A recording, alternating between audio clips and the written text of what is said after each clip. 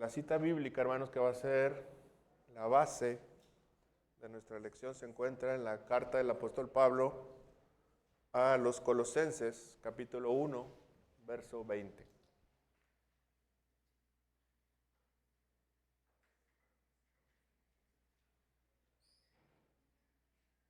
Si usted tiene frío como yo tenía, allá de en medio para acá está más calientito, ¿verdad? Sirve que está más a gusto y me escucha mejor, ¿verdad? Si usted gusta.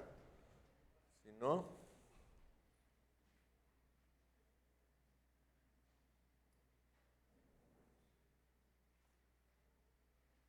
tenemos, hermanos, ya la cita bíblica.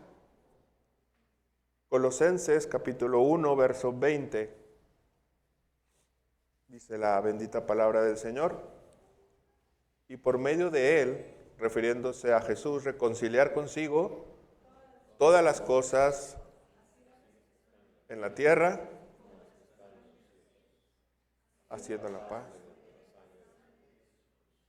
La cita nada más ya nos da un adelanto de que Jesús, a diferencia de lo que a veces como cristianos creemos que es un salvador de almas, su labor en la cruz como si fuera exclusivamente salvar un alma humana, y hasta ahí, pero dice el apóstol Pablo que la muerte de Jesús reconcilia todas las cosas que están, ¿en dónde?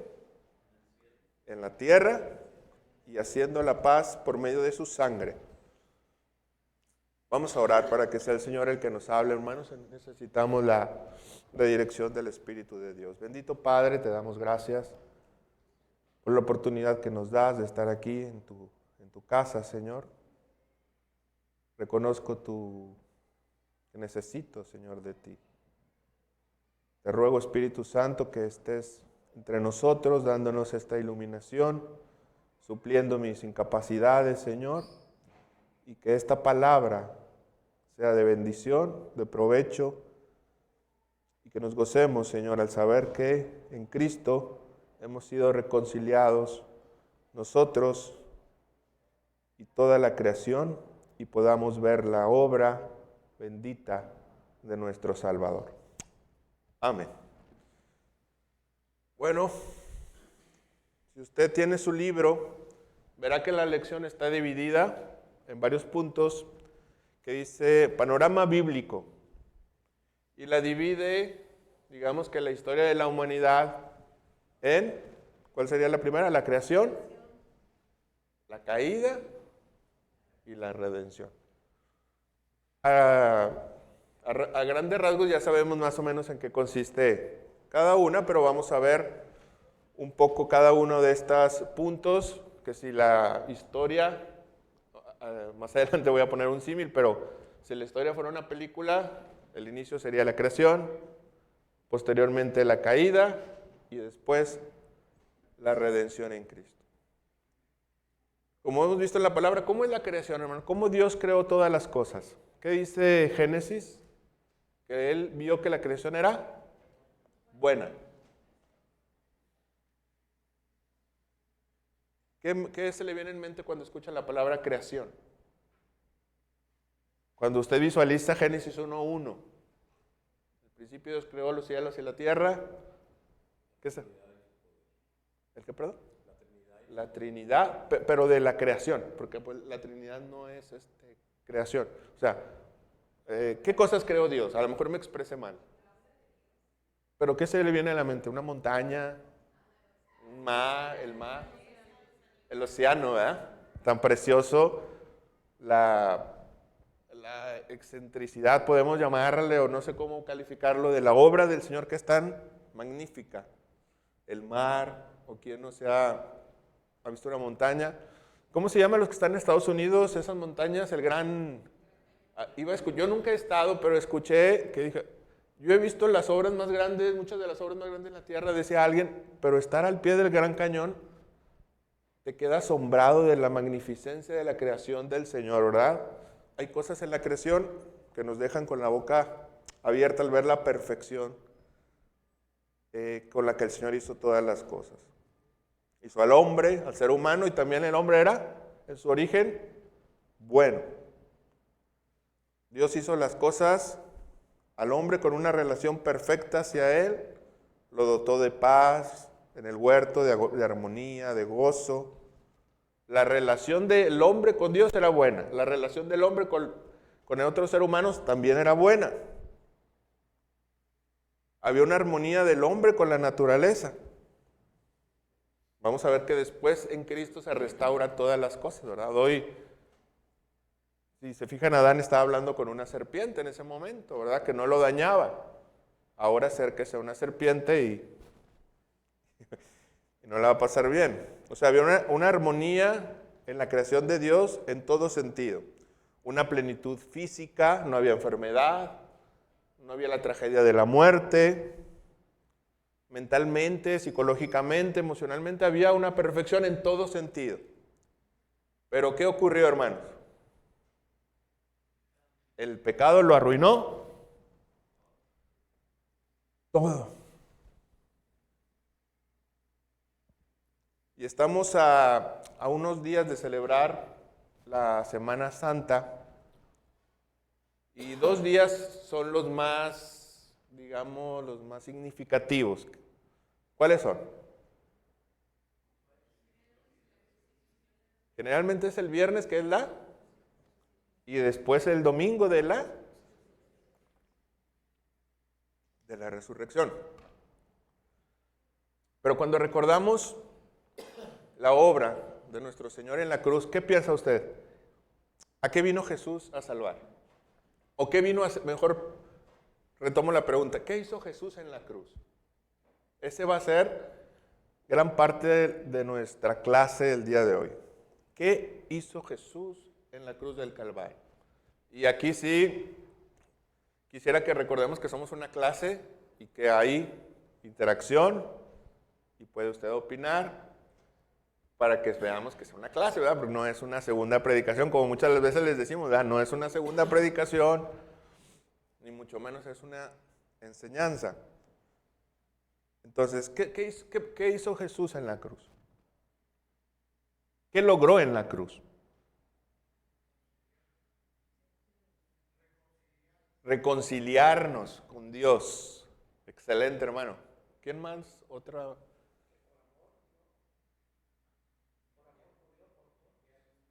Limpiar nuestro pecado. Exactamente. Que eso desemboca en lo que dijo el hermano, reconciliarnos con Dios. ¿Qué más? Porque, ¿cuál es la cita que estamos viendo que hizo? ¿Qué dice el apóstol Pablo? Y no solamente dice, ¿verdad? Que no dice reconcilió nuestra alma con Dios, dice que todas las cosas reconcilió. ¿Qué más, hermanos? ¿Qué hizo Jesús en la cruz? Trajo paz. Pues nada más para contestar esta pregunta, tenemos que hacer una pregunta. ¿Qué hizo el pecado en el mundo? Y es lo que Cristo vino a solucionar, que el pecado ocasionó. Cristo vino a remediar lo que Satanás y el pecado habían arruinado. ¿Y qué quedó arruinado con el pecado? Lo acabamos de ver, ¿verdad? Todo el mundo, es lo que vamos a ver. Primero, el hombre quedó arruinado. Corporalmente entró la muerte. Psicológicamente, el pecado ya entró también en el hombre, generando dudas hacia Dios. Satanás, ¿qué le dijo? Con que Dios te dijo, o sea, el pecado viene a la mente y nos hace dudar de la bondad de Dios. Aquí vemos cómo el pecado no solamente entró en cuestión de la muerte física, sino fue en cuestión también hasta psicológicamente el hombre vio involucrado la mente en el pecado, en la caída. ¿Emocionalmente usted cree que el pecado arruinó al hombre también? Deme un ejemplo. La culpa.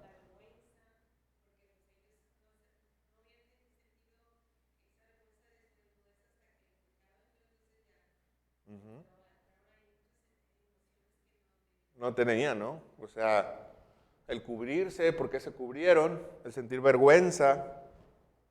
¿Usted cree que en el huerto había depresión, ansiedad, es una consecuencia también del pecado. Es tan famoso esa ansiedad del día de hoy, ¿verdad? Que escuchamos que hay crisis de ansiedad donde una persona se pone mal, empieza a llorar o tiene miedo, temores. Esa es una cuestión que heredamos de la caída.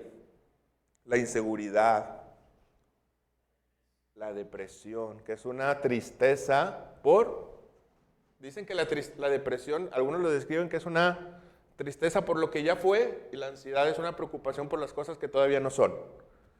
Y esos son males de nuestra sociedad. Se aferran a lo que ya fue, que no puede solucionar, y lo que todavía no acontece nos quita muchas veces el sueño. Y ese es el mal del pecado. Bueno, en el hombre se arruinó todo, ya lo vimos. Mentalmente, corporalmente, psicológicamente nos arruinó. Decía alguien, no me quiero topar. Un predicador una vez decía, no sé por qué no me quiero topar a Adán. El primero, por lo menos que no sea el primero. Ya después, ¿verdad? Que entra al cielo, lo puedo saludar y abrazar. Segundo, hermanos, la sociedad como sociedad quedó arruinada. La guerra, los conflictos, lo que genera los egos, la ambición que genera la guerra, fue una consecuencia del pecado. La Biblia dice que hasta la naturaleza fue afectada por el pecado. ¿Usted lo cree? Deme un ejemplo.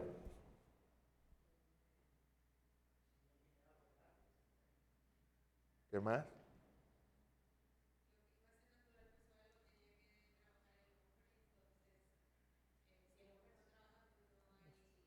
No hay papa, no hay la papa.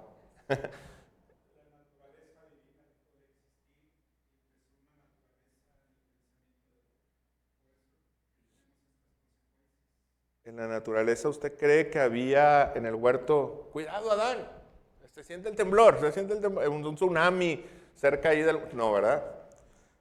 Vamos a ver Romanos 8, 19 al 21.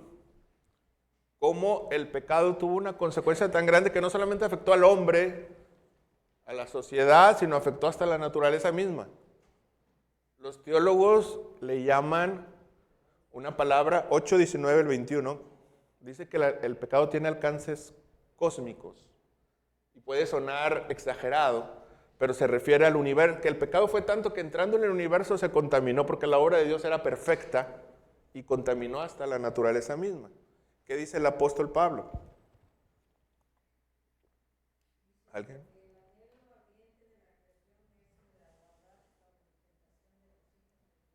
Hasta el 21.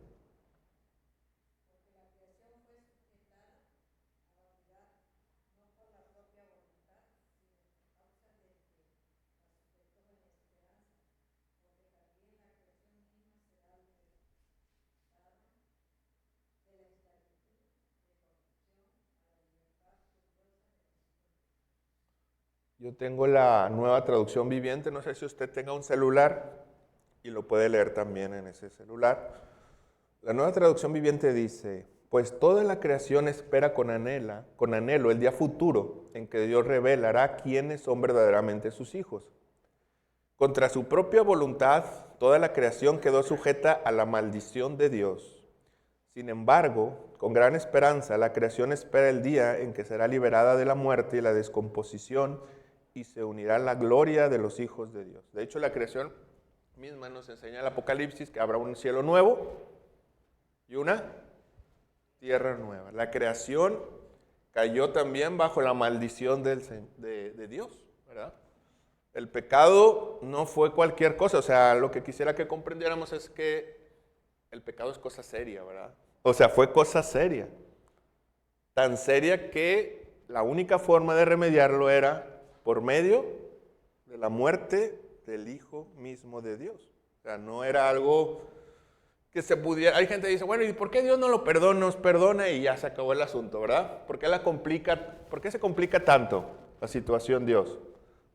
Un incrédulo puede opinar así, porque vemos que el pecado no es algo insignificante, era algo muy serio, y para comprender la obra de Cristo tenemos que dimensionar la gravedad del pecado. La gente no ve en Cristo salvación porque cree que en ellos no hay, que el pecado no es tan grave. Cuando nosotros compartimos el mensaje y hablamos de la salvación, sí, o sea, cree que es algo muy livianito porque el pecado lo minimiza y cree que es algo casi insignificante, pero cuando vemos a la luz de la palabra del Señor, el pecado arruinó toda la creación de Dios, tanto al hombre, creación, todo lo arruinó, pero Cristo viene a restaurar todas las cosas en su obra en la cruz del Calvario. Ahora vamos a ver, hermanos, la redención. ¿Qué hizo Cristo en la cruz? Ya lo dije. ¿Qué vino a hacer? Restaurar todo lo que el pecado ocasionó, en el ser humano, en la creación, en todas las cosas. No podría existir ni un cielo nuevo ni una tierra nueva si la obra de Cristo no se hubiera realizado. No sé si usted lo haya concebido. Pero sin Cristo, sin esa obra en la cruz, no podría haber ni cielo nuevo ni tierra nueva, porque el pecado lo afectó completamente todo. Satanás arruinó, como vemos, lo que Dios creó con perfección, pero en la obra de Cristo, primeramente, ¿qué hace Dios? Nos reconcilia con Él. Jesús nos reconcilia, hermanos, con Él, pagando nuestra maldad. El cristiano puede estar confiado que aquello que trajo el pecado, ¿qué es? El temor, la ansiedad, la preocupación. Cristo puede solucionar aquello que Satanás infectó al mundo, ¿verdad? Entonces, cuando predicamos el evangelio a alguien, podemos predicar un Cristo que trae una solución a lo que el pecado ocasionó. El mal de nuestra sociedad, como hemos visto, es la ansiedad, la depresión. Yo le preguntaría, ¿el evangelio tiene algo que hacer para esto? Si yo tengo un compañero de trabajo y me empieza a decir, ¿sabes qué? Yo he pensado en quitarme la vida. Mi pregunta sería, ¿como evangélico tengo algo que darle por medio del evangelio? Hermano, dígame.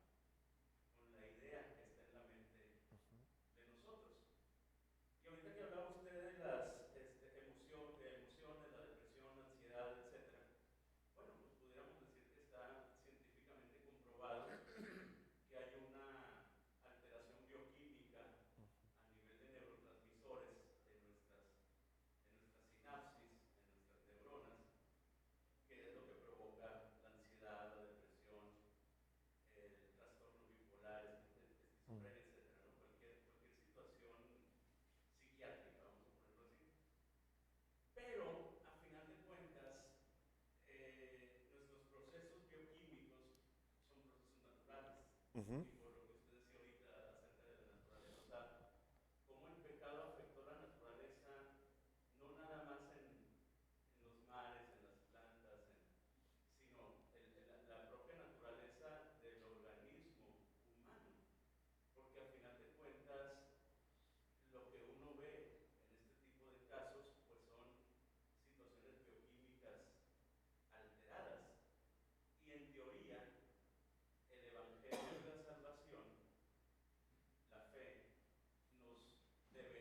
Uh-huh.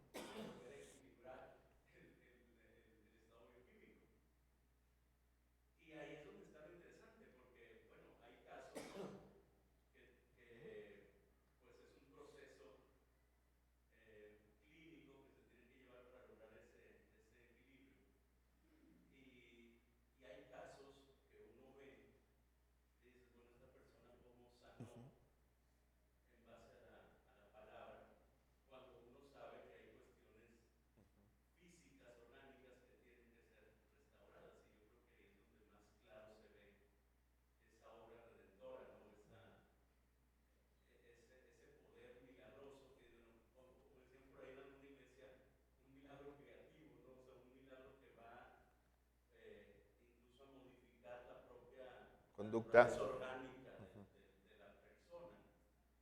Y otros que a lo mejor es otro proceso que Dios utiliza, que es por medio de la clínica, de la terapia, del psiquiatra, etcétera, que bueno, pues por medio de ciertos fármacos se logra volver a equilibrar esa bioquímica y vuelve a estar equilibrado, ¿no? Entonces, en teoría, pues sí, o sea, la palabra o el evangelio debía de sanar las emociones, pero vemos que hay mucha gente que es, o que vemos mucha gente que somos creyentes, que tenemos fe y sin embargo esas emociones siguen estando ahí. Le voy a poner un ejemplo personal. Muchas gracias, hermano. Le recuerdo al hermano. ¿Cómo es su nombre, hermano?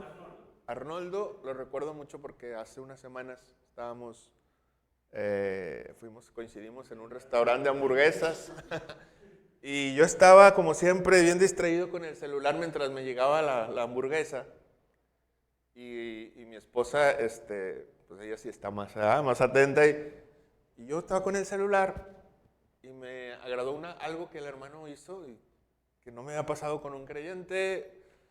El hermano, Dios le bendiga. No es de la... Y yo dije, este hermano no es de la secreta, ¿verdad?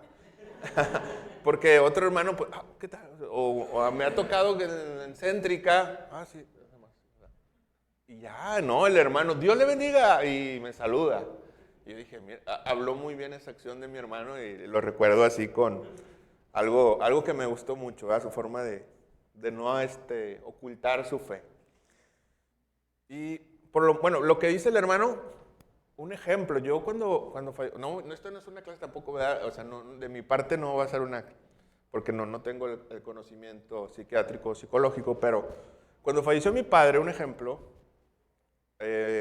falleció a los 17 años, que yo tenía 17 años, fui con un psiquiatra y por años estuve tomando un antidepresivo, Fluoxac, y ese antidepresivo sí como usted dice, equilibró mi estado de ánimo y hasta me asombró, porque yo soy una persona a veces que le pesan mucho una carga emocional de algo y me deprime, y en ese momento me pasó algo que normalmente me vería y dije, estoy normal, no me deprimió, pues está bueno este medicamento. Pero yo no era cristiano. Y años después, cuando el Señor me salva, conozco al Señor y algo ocurrió que yo dejé ese medicamento, el Floxac. Y mi estado de ánimo no se venía abajo, y no se venía abajo, y no se venía. Y dije, lo que dice el hermano, de una forma más técnica, ¿verdad? Yo lo puedo decir como una experiencia. Algo hizo el Señor, no sé qué, que mi dependencia al Floxac cesó. No lo extrañé, ni tuve bajón, ni nada. Fue la obra del Espíritu Santo que hizo en mí al traerme a Cristo, que ese medicamento no lo requerí. Ahora, el Evangelio no nos hace inmunes a ciertas, como dice el hermano, a ciertas cosas, pues una depresión, una ansiedad, porque lo podemos ver en la misma Escritura. El caso de Elías, se me viene el ejemplo del caso de Elías. Cuando él está en una cueva, cuando le está persiguiendo la reina, ¿cómo se llamaba? Jezabel, él va a una cueva y le reclama al Señor, ¿verdad? Y le dice, ¿por qué tuve que haber nacido y por qué me llamaste a esto? ¿Verdad? O sea, le da tanto temor Jezabel que él empieza a renegar del día en que nació. Y culpa a Dios ¿por qué me hiciste nacer? O sea, entra en una clara depresión. Pero el asunto es que Elías no se queda sumergido en esa situación.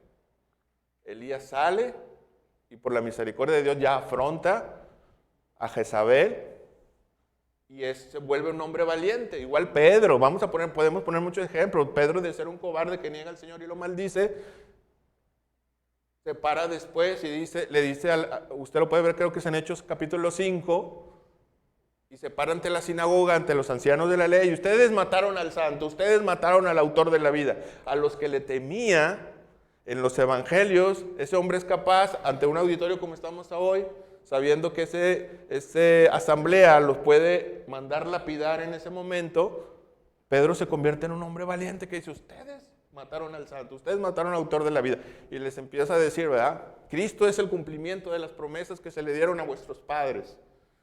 Pero ustedes son duros de cerviz y esto y el otro. Dice, es otro Pedro. Eso solamente lo puede hacer el Espíritu Santo. Pero bueno, ya me desvié un poquito.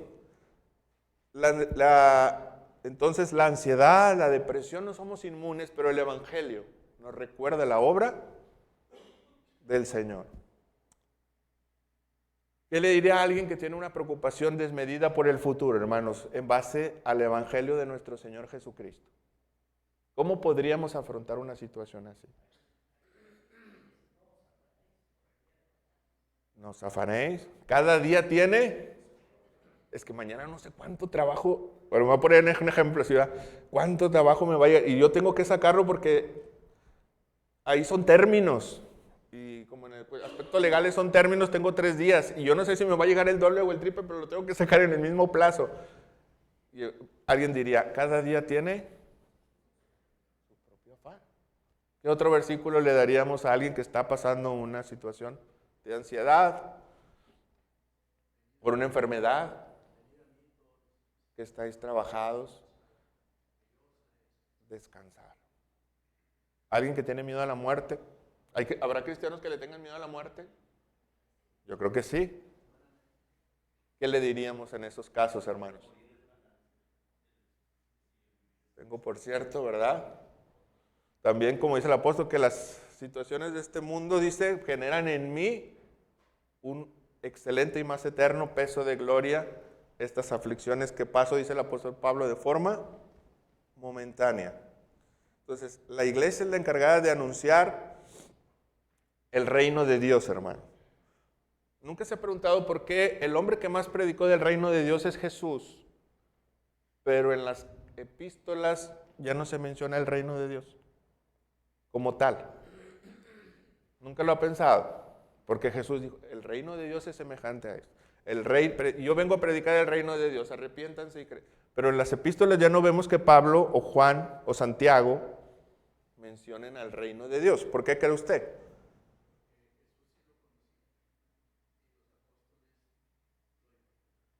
El reino de Dios, bueno, aunque Pablo sí lo conoció en un sentido, ¿verdad? Sí tuvo una... Sí fue tomado al tercer cielo. Podemos decir lo mismo con palabras distintas, ¿verdad? ¿A qué voy?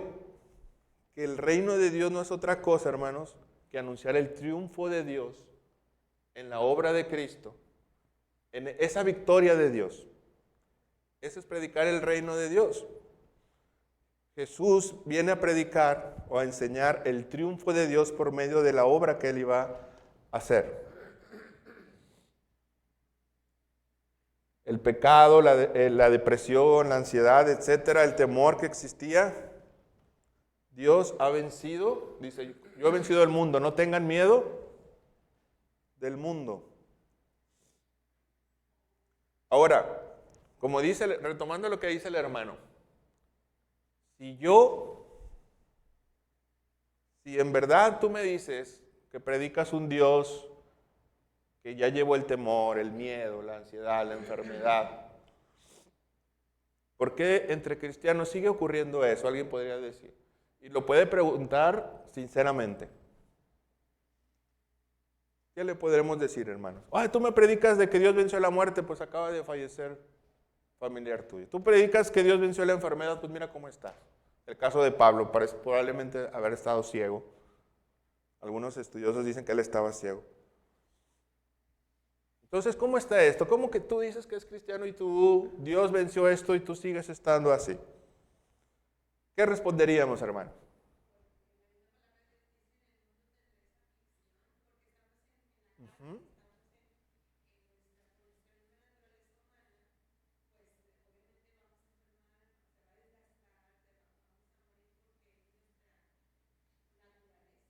Pero, falta un pero, ¿verdad?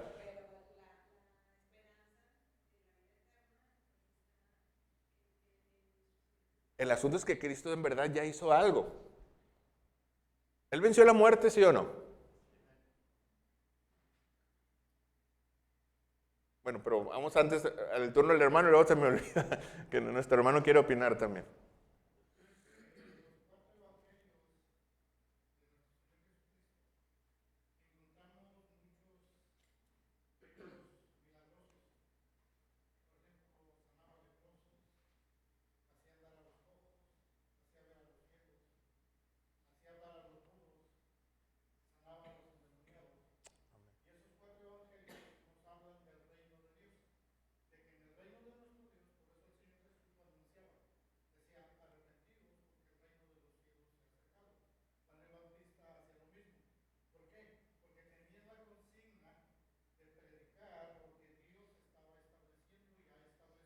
Amén.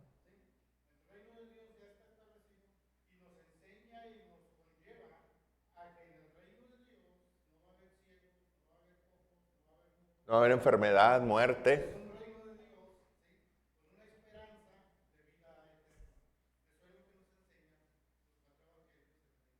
Es como si nos diera un adelantito. Exacto, ¿verdad? Por eso dice el apóstol que el Espíritu Santo es las arras de nuestra herencia. O sea, las arras es como un enganchito, un adelanto.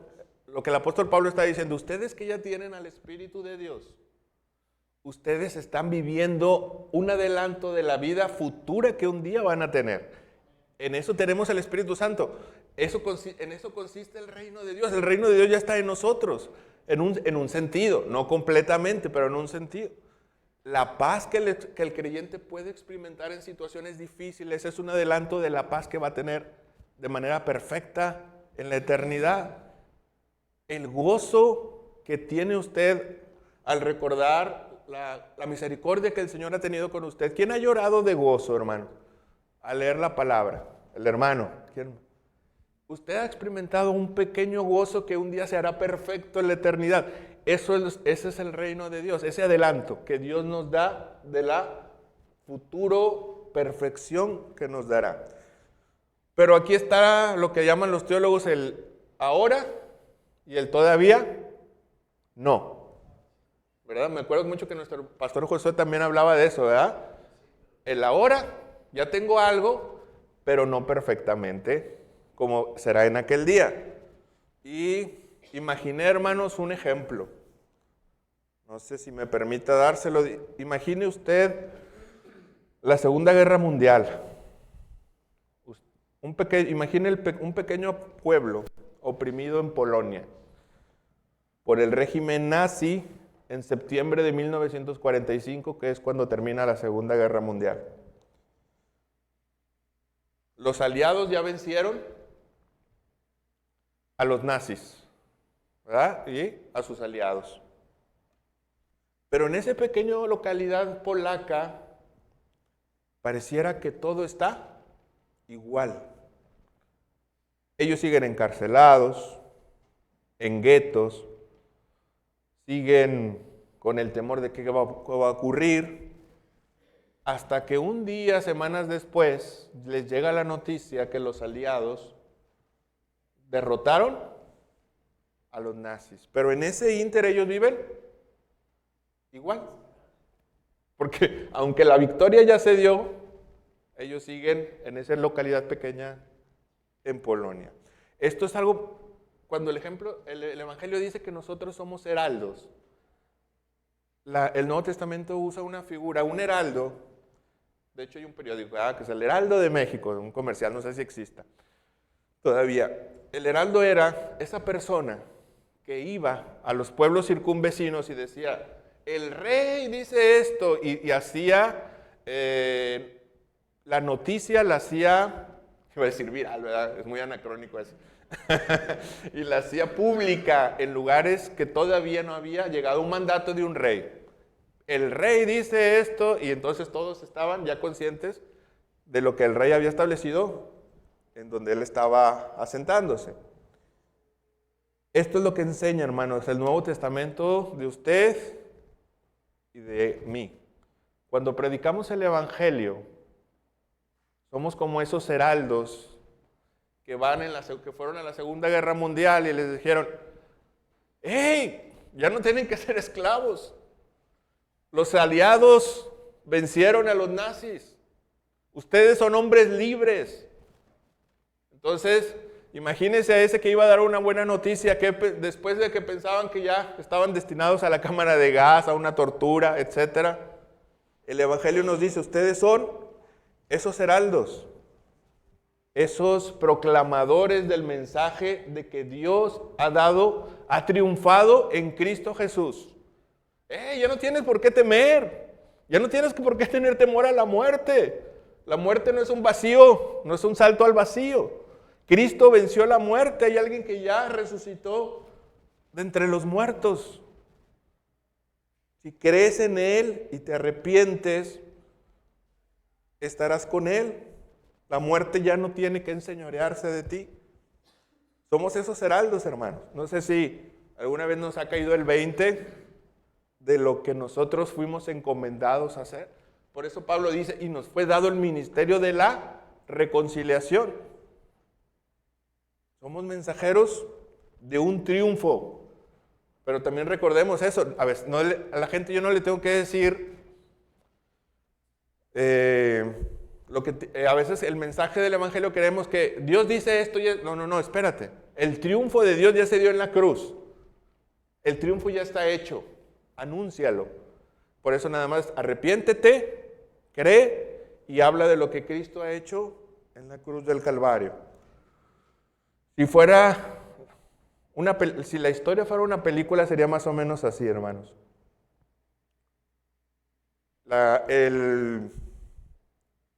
El punto de la historia donde estamos nosotros ahorita sería esa escena donde parece que los buenos es medio desesperanzador. Usted piensa en esa película donde parece que parece que la maldad triunfó. ¿Verdad que siempre las películas nos sitúan así, donde sabes qué? Los buenos son poquitos, los malos se salieron con la suya? Si estuviéramos en un punto en la historia, nos encontraríamos que estamos en ese momento medio oscuro de la película, medio ¿cómo se me traba ahí? Desesperanzador. El cristianismo parece algo pequeño, insignificante, ante los ojos del sistema del mundo, apartado, puede ser anticuado, ¿verdad? Pero Cristo le dice a Juan en el Apocalipsis, y él en medio de una situación que era muy difícil, porque el imperio era un imperio completamente anticristiano. Imagínense, en ese siglo Juan escribe y dice del Señor Jesús, y había un jinete blanco, pero un caballo descendiendo del cielo, en un caballo blanco, venciendo y para vencer. ¿Quién cree que se refiere? A Cristo. Cristo ha dado, hermanos, ese golpe mortal al pecado en la cruz. Hoy pareciera que estamos en el medio de esa película, pero la película no ha terminado. El fin de la película, el asunto es que usted ni yo no hemos visto la película, pero la hemos leído en la palabra del Señor. Y la película termina ¿en qué? Dice un hermano muy sencillo, se dice, leí mucho hace tiempo, leí sobre un libro de hermenéutica y decía, había un hombre en la sierra y nosotros habíamos dado clases, dice el hermano, clases de Apocalipsis. Y el hermano muy sencillo, ¿verdad? Decía, pues yo no entendí muchas cosas, hermanos, que esto y el otro, tantas cosas que usted dio. Lo único que entendí es que Cristo viene y reinaremos con Él. Y el hermano le dice, ¿sabe qué, hermano? Usted ya entendió el Apocalipsis, porque de eso se trata. Cristo, si usted lee el Apocalipsis, olvídese de muchos de los detalles. Juan dice, Cristo viene como, dice, y estaba un hombre envuelto con una franja dice, llena de sangre, y venía venciendo, y para vencer, dice Juan, ve a un Cristo victorioso sobre la maldad, sobre el pecado. Nosotros hoy vemos la película a la mitad, hermano, y si quiere verla completa, vaya a la Apocalipsis y vea que nuestro Dios ha triunfado.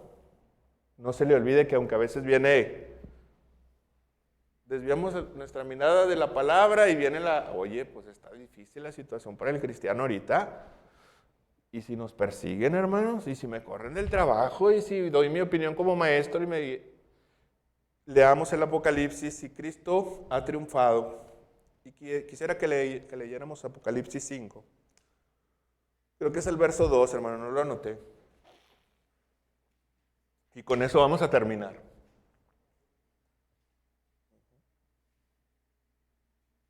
El 5:2 hasta el 14.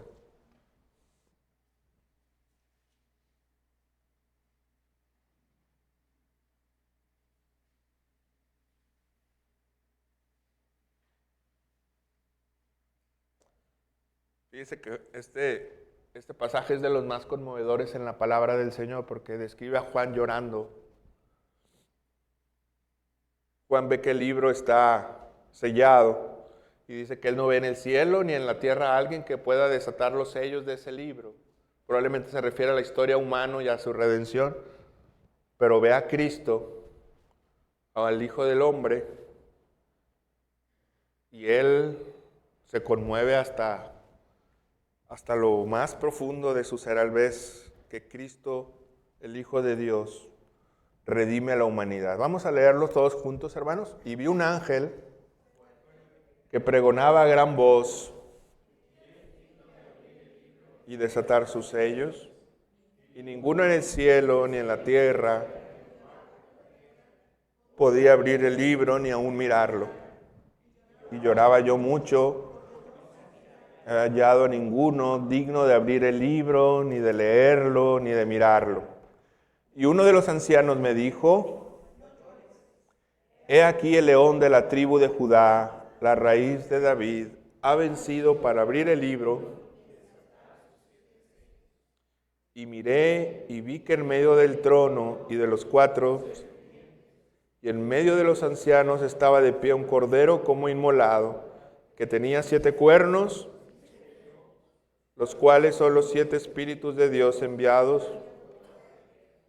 Y vino y tomó de la mano derecha del que estaba sentado.